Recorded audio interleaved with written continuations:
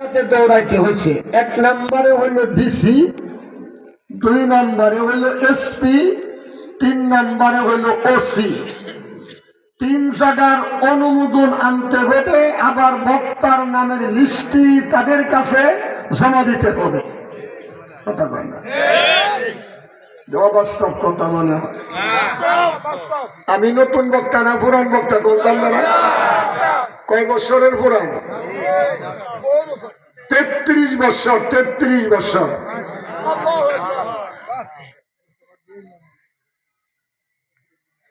তারপরেও বক্তার বাড়িতে গিয়ে আবার খবর নিছে গোয়েন্দা দিয়া, বক্তা তাদের সরকারের পক্ষে কথা বলবে না তাদের সরকারের বিপক্ষে কথা বলবে।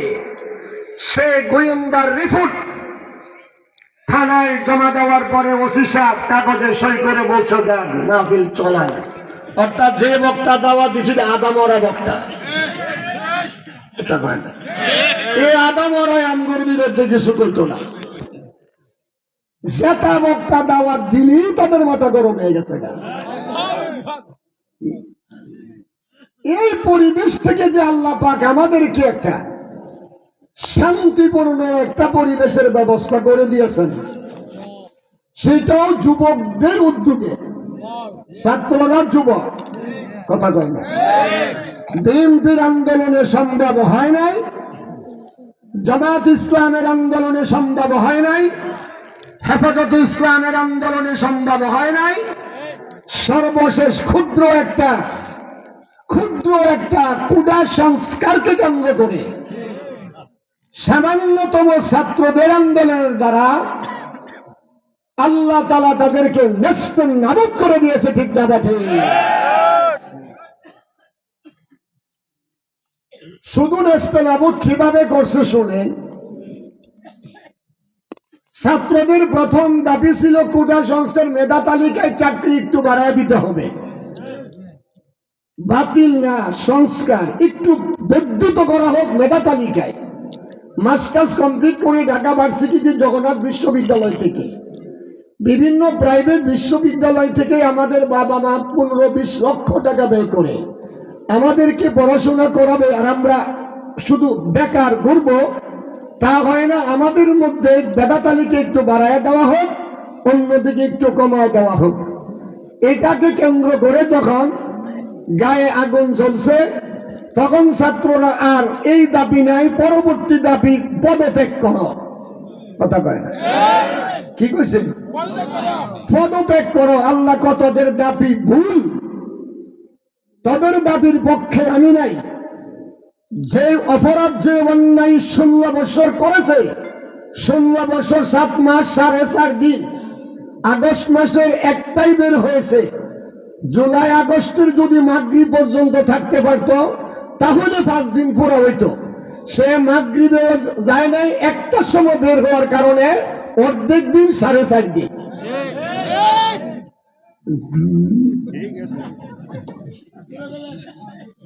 এই 4.5 দিনের ভিতরে যে অত্যাচার, জুলুম, নির্যাতন, স্বৈরাচারী করেছে, এই মানুষ শুধু পদত্যাগ করলে হবে না।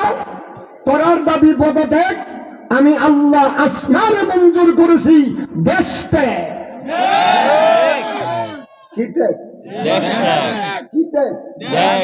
তাদের দাবি ছোট। এত অত্যাচারী এই মাটিতে থাকতে পারে না। বাংলার মাটি সোনার চেয়েও খাঁটি। এই মাটিতে এমন স্বৈরাচারী থাকতে পারে না, তার দেশ ত্যাগ করতে হবে। এটা হলো আল্লাহর ফয়সালা। কার ফয়সালা? কার ফয়সালা? আল্লাহর ফয়সালা। আরেকটা কথা, সুন্দর কথা শুনে, আল্লাহ তাআলার কত সুন্দর ফয়সালা। আন্দোলন শুরু হয়েছে জুলাই মাসের প্রথম থেকে। জুলাই মাসের প্রথম থেকে আন্দোলন শুরু। তো জুলাই মাস 31 মাস, তো 31 দিনের ভিতরে আল্লাহ তাআলা তারে দেশ ত্যাগ করার মঞ্জুরি হয় না কেন শুনেন। সে আগস্ট মাসকে জাতীয় সুখের মাস বলে সে বাংলার দেশে ঘোষণা দিয়েছে। 15 আগস্ট সুখ দিবস হিসাবে ছুটি ঘোষণা করেছে। কথা কয় না, বুঝেন না, খালি হুজুরা বুঝান, বুঝেন না, বুঝছেও বুঝেন না আর কি। বই করেন না, বাংলার মানুষ এখন সুচ্চার, সচেতন, জাগ্রত, এখন আর কোনো কেউ নাই। আল্লাহ তাআলা কয় যেহেতু আগস্ট মাসটাই তোর কাছে পছন্দ হয়েছে, সুখের মাস, এই মাসে তোরে বার করিয়া তোর কলিজায় সুখের আগুন দিব আরো বাড়াইয়া। বুঝেন নাই? তো জুলাই মাসে বার করতে পারতো, আগস্ট মাস পর্যন্ত নিল কেন? অর্থাৎ আগস্ট মাসটা সুখের মাস তার কাছে। আল্লাহ করতে করতে এইটাই সুখের মাস, এই মাসে তোরে বের করে সুখের আগুন দিব তোর কলিজায় লাগায়া। যে কয়দিন বাসস এই আগুনে জ্বললে ফুলে যেন শেষ। হাই হাই, বাবু হারাইলাম এই মাসে, সব হারাইলাম এই মাসে, আমিও দেশ ছাড়লাম এই মাসে, আমি এত বড় অপরাধী, এখন কোথায় গেলে ক্ষমা পাই? যাতে সে তওবা করে সেজদায় পড়ে আল্লাহর কাছে কান্নাকাটি করে, ঠিক না বেঠি? ফয়সালা কার? কার? আল্লাহ। ছাত্র না, আল্লাহ। কার ফয়সালা? আল্লাহ। সকল উলামায়ে কেরামি দোয়া করতেন, আল্লাহ এই জালিমকে যদি আপনি দুর্বল না করেন, তার হাত থেকে উলামায়ে কেরামকে হেফাজত না করেন, তাহলে হেফাজতের আর কোনো উপায় আমাদের নাই। কথা কয় না? এশার নামাজের পরে যিনি বয়ান করছেন ওসিকপুর মাদ্রাসার মুহাদ্দিস সাহেব হুজুর, তিনি আমার কাছে বসে বললেন, হুজুর শাপলা চত্বরের ঘটনায় আমিও হাজতে ছিলাম এবং একদিনে 1400 উলামায়ে কেরামকে তারা জেলে নিয়ে গেছে। 1400 উলামায়ে কেরামকে এই জেল থেকে জামিন নিতে গিয়া কারো কাছ থেকে 20 লক্ষ, কারো কাছ থেকে 25 লক্ষ, কারো কাছ থেকে 30 লক্ষ, কত বড় সন্ত্রাসী ছিল। উলামায়ে কেরামদেরকে এইভাবে টর্চারিং করেছে। আল্লাহকে উলামায়ে কেরাম নবীর ওয়ারিস, আমার নবীর ওয়ারিসের সঙ্গে তোরা যে বেয়াদবি করছ, এই বাজিতে তোরা আর থাকতে পারবে না। পূর্বেও নবীর দুশমনরা থাকতে পারে নাই, ফেরাউন ধ্বংস হয়েছে, অতিরঞ্জিত ভাড়াবাড়ি সীমা লঙ্ঘন, নমরুদ ধ্বংস হয়েছে, অতিরঞ্জিত সীমা লঙ্ঘন ভাড়াবাড়ি। আল্লাহ তুই ফেরাউনকে হার মানাইছস। এই পরিবেশ থেকে যে আল্লাহ তাআলা আমাদেরকে সুন্দর একটা ব্যবস্থা করে দিলেন, এটা নিয়ামত কিনা? তাহলে জুড়ে সরে একটু শুকর আদায় করেন, মালিকের দরবারে শুকর আদায় করেন, সিংহের মতো করছেন যে আলহামদুলিল্লাহ। আওয়াজ থোড়া, আজকের আওয়াজ থোড়া, একটু আগে বসেন, জিকির করেন লা ইলাহা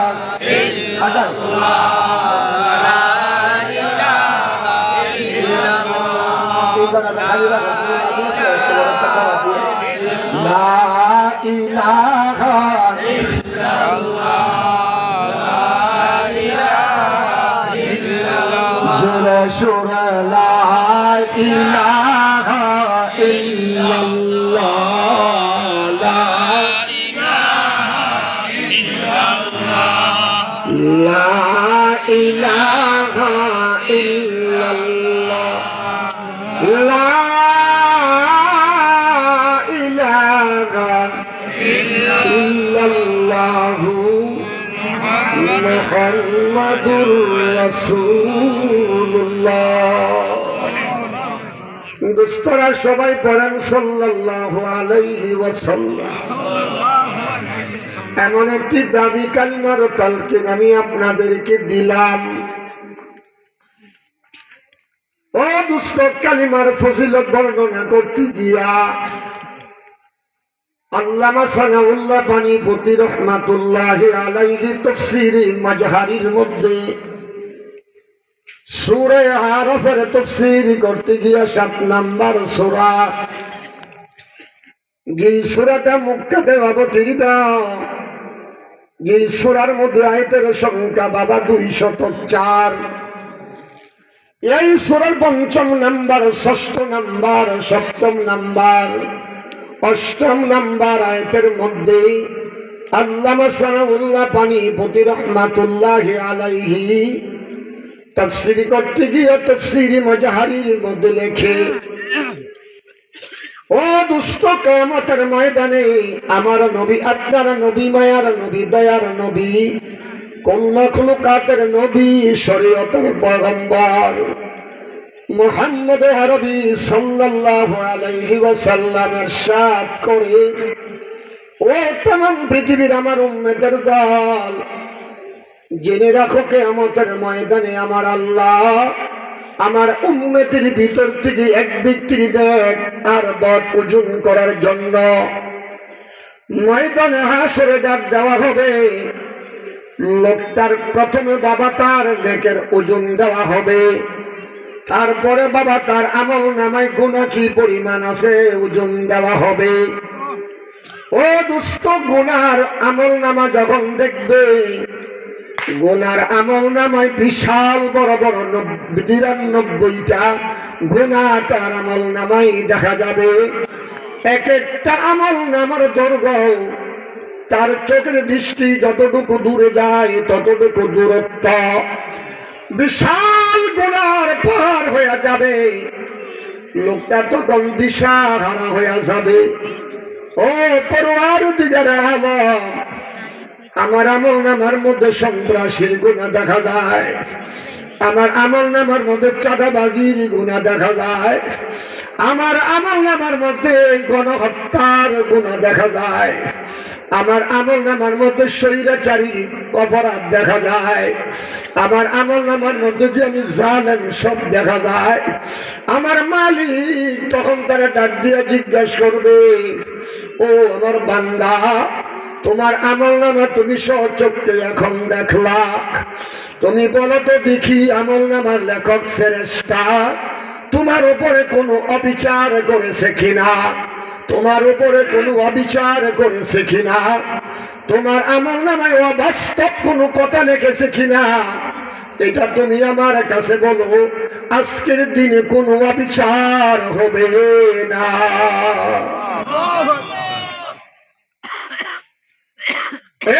জালেমের দল, ওই দিন তোমার ক্ষমতা থাকবে কোথায় বুঝবা? যখন মালিক লিমানিল মুলকু ইয়াউমা লিল্লাহিল ওয়াহিদিল কাহ্হার। এই দুষ্ট মালিকের বহুত নাম রয়ে গেছে। কোন কোন কিতাবের মধ্যে লেখে মালিকের নাম হলো বাবা ৩০০০, ১০০০ নাম হলো বাবা আকাশে, আর ১০০০ নাম হলো বাবা জান্নাতে, আর ১০০০ নাম হইল বাবা দুনিয়াতে। আমরা অনেকে বলি থাকি ৯৯ নাম, আমার মালিকের নাম বাবা ৩০০০ পাওয়া যায়। মালিকের বাবা কহর নামটা বাবা দুনিয়াতে না, কহর নামটা বাবা জান্নাতের ভিতরেও না। আমার মালিক বলবে এই নামটা অত্যন্ত রাগান্বিত নাম, এই নামের মতো এত রাগান্বিত আর কোন নাম নাই। সমস্ত নামের মধ্যেই মায়া বাবা কম বেশি আছে। দুনিয়াতে সবচেয়ে বড় দুইটা নাম নিয়ে মালিক আমাদেরকে মায়া করে। একটা নাম হইল রহমান, আর একটা নাম হইল রহিম। আমার মালিক বলে কিয়ামতের ময়দানে আমি কহর নামটা ধারণ করব কেন? ওই স্বৈরাচারীদেরকে, চাঁদাবাজীদেরকে, গণহত্যাকারীদেরকে বিচার করার জন্য।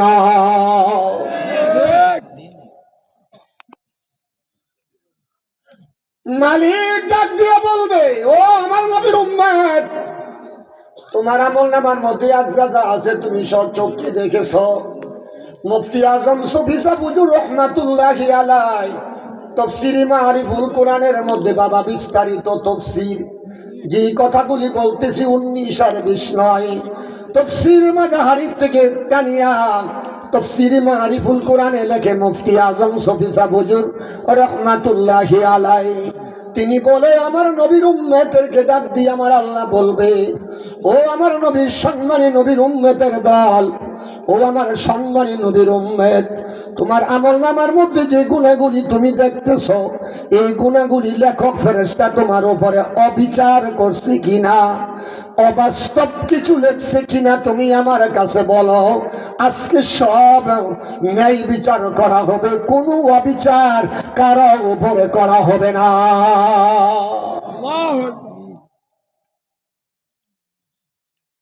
সেই লোকটা দিশেহারা হইয়া চোখের পানিগুলি বেয়ে বেয়ে পড়বে আর বলবে, মালিক সমস্ত কথাগুলো সত্য, একটাও মিথ্যা না। আমি এত তারিখ এতটার সময় টাইম টেবিল পর্যন্ত আমল নামার মধ্যে লেখা, দিন তারিখ স্থান পর্যন্ত লেখা, কয় তারিখ কয়টার সময় কোন পুকুরের পার দাঁড়াইয়া তুমি বেগানা নারীর সঙ্গে তুমি গল্প গুজব করলা, কয় তারিখে কয়টার সময় তুমি বাবা হোটেল ভাড়া করিয়া অবৈধ মেয়েদেরকে নিয়ে জেনাবা বিচার করলা, কয় তারিখ কয়টার সময় তুমি বাবা বড়ি খাইলা, কয় তারিখ কয়টার সময় তুমি তোমার বাবা মার সঙ্গে বেয়াদবি করলা, কয় তারিখ কয়টার সময় তুমি উলামায়ে কেরামের সঙ্গে বেয়াদবি করলা, কয় তারিখ কয়টার সময় তুমি আমার নবীর ওয়ারিসকে অ্যারেস্ট করিয়া তুমি জেলের ভিতরে ঢুকাইলা। সব সময় দিন তারিখ বাবা সব ঠিক হইয়া আমল নামার মধ্যে লেখা হইয়া যাবে। মানুষ যদি বাবা 100 বছর আগের কথাটা কম্পিউটারের মধ্যে আটকায়া রাখতে পারে, আমার মালিক কেন কিয়ামত পর্যন্ত আনেওয়ালা মানুষ যারা আসবে সমস্ত মানুষের আমল নামাগুলি কেন আটকায়া রাখতে পারবে না? মালিকের সঙ্গে জবাব দিবে আল্লাহ, উপায় নাই, উপায় নাই, উপায় নাই, আমার নাজাতের কোনো উপায় নাই, মাপ পাওয়ার কোনো উপায় আজকে নাই। মালিকের বড় দয়া। মালিক নবীর উম্মত হিসাবে ডাক দিয়া বলবে, হতাশ হইও না, হতাশ হইও না, আমার কাছে তোমার একটা নেকির পাতা আছে। বলেন সুবহানাল্লাহ। তাফসীর মারিফুল কোরআনে কালকে গিয়ে খুলে বাবা বাড়িতে দেখেন, ও বাবা সূরা আরাফের 8 নম্বর পারায় বাবা 10 নম্বর পৃষ্ঠার থেকে বাবা শুরু হয়েছে। ও বাবা সুন্দর করে লেখা হয়, বলতেছে, হতাশ হইও না, আমি মালিকের কাছে তোমার একটা নেকের পাতা আছে। এবার লোকটা দিশাহারা হইয়া বলবে, একটা নেকের পাতা দিয়া এত বড় বিশাল লম্বা লম্বা 99টা গুনাহ কিভাবে কর্তন করা যাবে? বুঝি তো আসে না। মালিক একটা পাতা তার সামনে ধরে দিয়া বলবে, এটা হলো তোমার নেকের পাতা, এটার মধ্যে লেখা আছে লা ইলাহা ইল্লাল্লাহ, লা ইলাহা ইল্লাল্লাহ, লা ইলাহা ইল্লাল্লাহ, লা ইলাহা ইল্লাল্লাহ মুহাম্মাদুর রাসূলুল্লাহ সাল্লাল্লাহু আলাইহি ওয়াসাল্লাম। আশহাদু আল্লা ইলাহা ইল্লাল্লাহ ওয়া আন্না মুহাম্মাদান আবদুহু ওয়া রাসূলুহু। এই কালিমাটা বাবা পাতার মধ্যে লেখা থাকবে, যদিও পুরো কালিমাটা হলো আশহাদু আল্লা ইলাহা ইল্লাল্লাহ ওয়াহদাহু লা শারীকা লাহু ওয়া আশহাদু আন্না মুহাম্মাদান আবদুহু ওয়া রাসূলুহু। তাফসীর মারিফুল কোরআনে লেখে শুধুমাত্র লেখা থাকবে আশহাদু আল্লা ইলাহা ইল্লাল্লাহ ওয়া আন্না মুহাম্মাদুর রাসূলুল্লাহ। আমি সাক্ষ্য দিলাম আল্লাহ আপনি ব্যতীত দ্বিতীয়ত আর আমার উপাস্য আর দ্বিতীয়ত কেহ না, আর কোনো মালিক নাই। মালিক কে? মালিক কে? না বড় নেতা, ইউনিয়নের নেতা, ওয়ার্ডের নেতা, থানার নেতা, এই নেতার ঘরের নেতা হয়ে গেছে সব কথা। কত নেতা আগে ওসে আরো খেতা, কত নেতার অস্তিত্ব নাই, নেতা সব গেছে খেতা। বিশ্বের মধ্যে এই রেকর্ড কেউ খুঁজে বের করতে পারবেন না, সারা বিশ্বের মধ্যে এই রেকর্ড কেউ খুঁজে বের করতে পারবেন না। একদিনে সন্ধ্যার আগে ওয়ার্ড পর্যন্ত, সংসদ থেকে ধরে, ইউনিয়ন থেকে ধরে, তারপরে পৌরসভা ওয়ার্ড পর্যন্ত, ওয়ার্ডের কর্মীরা পর্যন্ত পলায়ন করতে হয়েছে, ঠিক না দেখে? এই ইতিহাস তো পৃথিবীতে নাই। 71 সংগ্রামের পরে, 71 সংগ্রামের সময় তো আমি ভালো বুঝতাম। 72 সনে তো আমি মোটামুটি হাফেজ হয়ে গেছি যা, অল্পের জন্য রাজাকার হইতেও পারছি না আর কি। যদি রাজাকার কেউ আমার কইতো, আমি তারে কইলাম রাজাকার কইতা পারলাম, মুক্তিযোদ্ধা কইতা পারলাম না। মুক্তিযোদ্ধা কথা কইলে টাকা দিব লাগবো নাকি? তা রাজাকার কইলে জানি তার বা, মুক্তিযোদ্ধা কইলে টাকা দিব লাগবো। খালি তুমি দলের সবাই মুক্তিযোদ্ধা, আর আমি দলের সব খালি রাজাকার। রাজাকারের বয়স যদি হইতো, মুক্তিযোদ্ধার বয়স তখন হইতো। এই সুরার এই কথাটা কেউ ধরতে পারছে না যে আমার রাজাকার বলতে পারো, মুক্তিযোদ্ধা বলতে পারো না। রাজাকার বাংলাদেশের সঙ্গে সাহায্য সহযোগিতা করেছে, মুক্তিযুদ্ধ বাংলাদেশের বিরুদ্ধে যুদ্ধ করেছে, তা আমার মুক্তিযুদ্ধ করতে পারো না? আমি তো বাংলার মানুষ ছিলাম, আমার রাজাকার বানায় না।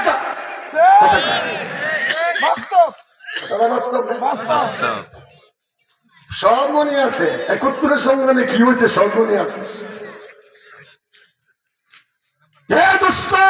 দুঃখের কারণে বলতে হয় 16 বছর 7 মাস জবানের মধ্যে তালা দিয়া দিছে।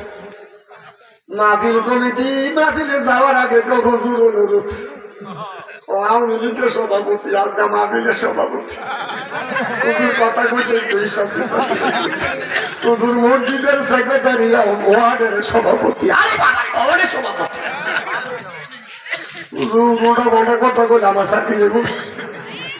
কই বক্তা দাওয়া দিছ কা, তোমার চাকরি শেষ।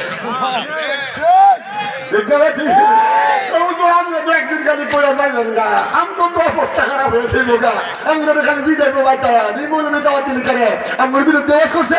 হুজুর দয়া করে এগুলি কিছু কইেন না, খালি নমদের কথা কইয়া দেন, খালি নমদের কথা কইয়া দেন। এই বলে খালি নমদের কথা বলে লাভবো কি? চুরি করবে তুই, নামাজ শোনে লাভবো কি? ডাকাতি করবে তুই, খুন করবে তুই, আলে বলে মারে মারবে তুই, নামাজ শোনে তো লাভবো কি? এই এনে কোয়ার কাম আগে আগে তো হিট করতে চুরি বন্ধ কর, সন্ত্রাসী বন্ধ কর, ওলামায়ে কেরামের সম্মান আগে শিক্ষা কর, তারপরে নামাজ হলে নামাজকে বলে কি ঠিক না? ঠিক। সারে শরীর পায়খানায় বড়া হয় মসজিদ দুটি আল্লাহ পায়খানা ওলার ঘরে নাফাকের ঘরে নাফাক তখন না খাবি পরিবারে কি যারা আলম বলে একটা নেকের পাতা আছে, মনে আসেনি? অসুবিধা হবো কিছু কইলে অসুবিধা হবো, অসুবিধা হইলে আজকে কয়ে আর কইতাম আমি এইবার যে কোয়া শুরু করছি বাধা নাই, যেন ঠিক আছে এবার ওষুধ দেন, ঠিক মতো দেন, ঠিক মতো দেন। তবে এটাও জানা রাখেন, এই বাংলার মাটিতে শুধু তারাই নয়, যারাই দেশে আসবে, ক্ষমতায় আসবে, তারাও যদি মুনাফরাদি হয়, তারাও যদি স্বৈরাচারী করে, তারাও যদি খুনখারাপি করে, তারাও যদি উলামায়ে কেরামের সঙ্গে বেয়াদবি করে, তারা তো ফলে যাওয়ার রাস্তা পাইছে, তারা রাস্তাও পাইতো না। তারা ফলাইবার রাস্তাও দিতাম না। আমরা মরে গেলে ফুলা ভাঙতে বইয়া দাম রাস্তা বন্ধ করে সোলার আন সাইজ করে দিতে কথা হয় না।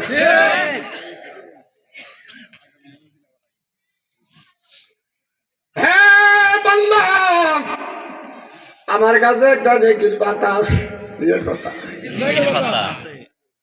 বান্দা হতাশ, মাবুদের কত মায়া, মাবুদের কত দয়া, মাবুদের বাবার আগাছে যেমন, মাবুদের দয়াও আছে তার চাইতে 99 গুণ বেশি। আল্লাহু আকবার। বাংলার সামনে ধরবো তফসিরে মারিফুল কোরআনে মুফতি সফিসা বুজুর রহমাতুল্লাহ আলাইহি লেখে তফসিরে মাজাহারির বরাত দিয়া কথাগুলি তফসিরে মাজাহারির মধ্যে, তফসিরে মাজাহারির থেকে মারিফুল কোরআনের মধ্যে মুফতি আজম সফিসা বুজুর রহমাতুল্লাহ আলাইহি আনছে। তিনি বলে এই পাতাটা যখন বান্দার সামনে ধরবে, বান্দার চোখের পানিগুলো ছেড়ে ছেড়ে বলবে, আল্লাহ এত বড় বিশাল গুনার সামনে আমার এই ক্ষুদ্র একটা পাতার কি মূল্য আছে? আল্লাহ কি মূল্য আছে দেখামু এখনই তোমার চোখের সামনে। আমি নিচে বলেছি আজকে কোনো অবিচার করা হবে না, আজকে ন্যায় বিচার করা হবে, আজকে ইনসাফ কায়েম হবে, আজকে কোনো জুলুম করা হবে না। আল্লাহ আল্লাহ আল্লাহ আল্লাহ। ওরে বাবা, জালেমদের বিচার যে কি হবে আমার নবীর হাদিসের মধ্যে আসান قال النبي صلى الله عليه وسلم الظلم ظلمات يوم القيامة أو كما قال النبي عليه الصلاة والسلام।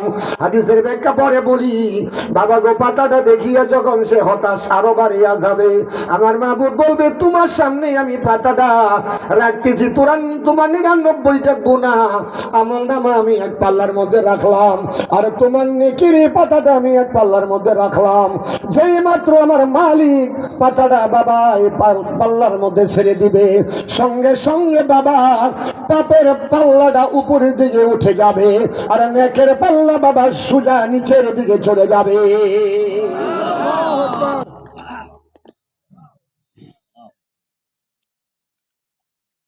আব্দুল্লাহ ইবনে মাসউদ রাদিয়াল্লাহু